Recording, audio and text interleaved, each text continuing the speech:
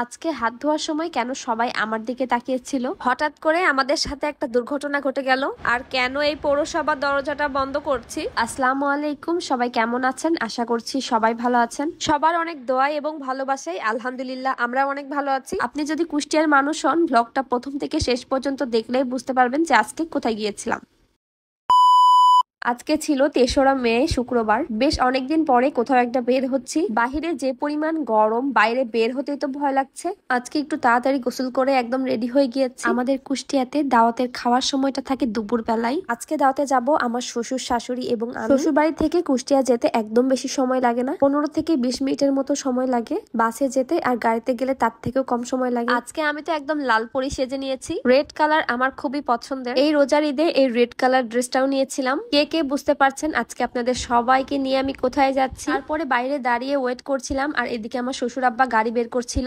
আমার শাশুড়ি এবং মেয়ে দাওয়াতে যেতে খুবই পছন্দ করে। আমাদের বাসায় এক্সট্রা কোনো ড্রাইভার রাখা হয় না, কারণ আমি এবং আমার শাশুড়ি ছাড়া বাবুর আব্বু এবং আমার শ্বশুরই ড্রাইভ করতে পারে। আজকে বেশ রোদ ছিল। আমার মতো কে আছেন যে ঘুরতে গেলে একটু গরমটা কমে লাগে, গাড়ি চলা শুরু করলে আর গরম লাগে না। জানালা দিয়ে খুবই সুন্দর বাতাস আসে। যদিও বাইরের আবহাওয়াটা খুবই গরম ছিল, কিন্তু আমার কাছে মনে হচ্ছিল অন্য দিনের থেকে আজকের আবহাওয়াটা একটু ভালো। বাড়ি থেকে কুষ্টিয়া যাওয়ার রাস্তাটা খুবই সুন্দর হয়ে গিয়েছে, তাই এখন খুবই কম সময় লাগে যেতে।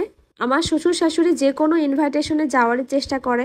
একটু ড্রাইভ করে সামনে যেতে দেখতে পেলাম পাশে যে বড় বড় খাম্বাগুলো দেখছেন, এগুলোতে মেবি লাইট লাগাবে। খাম্বাগুলো দূর থেকে দেখতে বেশ সুন্দর লাগছিল।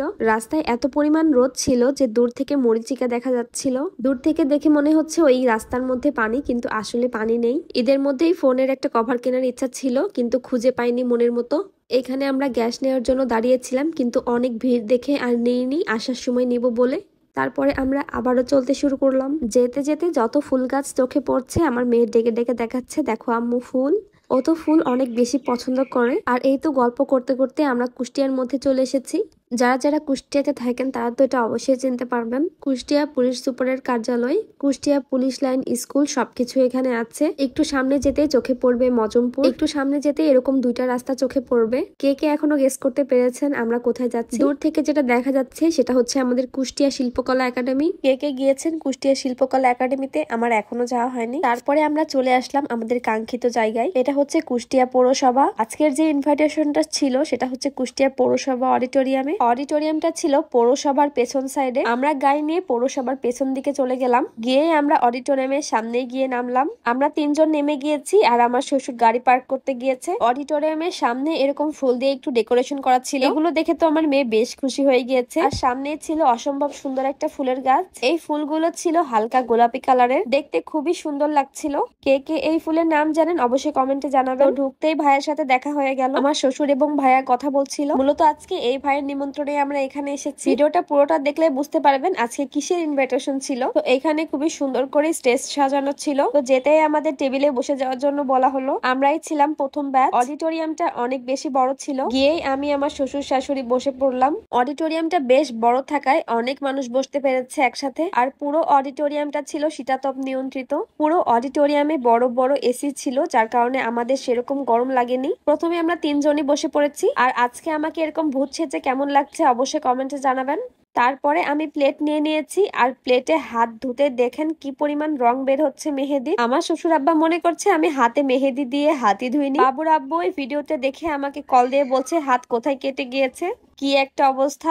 এইদিকে আমার শাশুড়ি আমাকে পোলাও বেড়ে দিচ্ছিল। এখন থেকে অর্গানিক মেহেদি ব্যবহার করতে হবে। তো এইখানে পোলাওয়ের ডিশ দিয়ে গিয়েছিল, আর এখানে সবাই সবার মতো পোলাও তুলে নিচ্ছে। তো প্রথমে এখানে দিয়ে দিল ডিম, তারপরে এখানে দিয়ে দিল মুগের ডাল। আমাদের কুষ্টিয়াতে খাসির চর্বি দিয়ে মুগের ডাল ভুনা করে, যেটা খেতে অনেক বেশি ভালো লাগে। এই মুগের ডালটা সাদা ভাতের সাথেও খেতে বেশ ভালো লাগে। এরপর দিয়ে গেল রোস্টটা আমার কাছে মনে হয়েছে একটু বেশি ফ্রাই করে ফেলেছে। আমাদের রোস্টটা বেশ ভালো ছিল। রোস্টের লেগ পিস ছাড়া আমি রোস্ট খেতেই পারি না।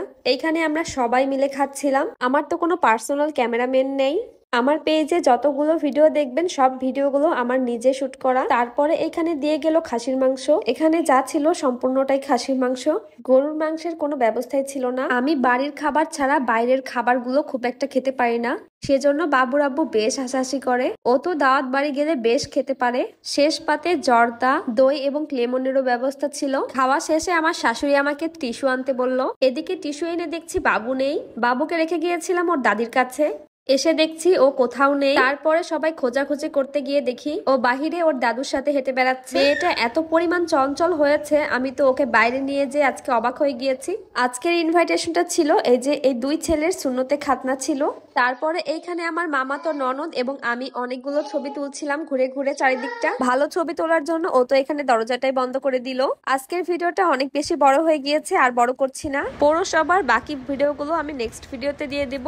সে পর্যন্ত সবাই ভালো থাকবেন, সুস্থ থাকবেন। আল্লাহ হাফেজ, আসসালামু আলাইকুম।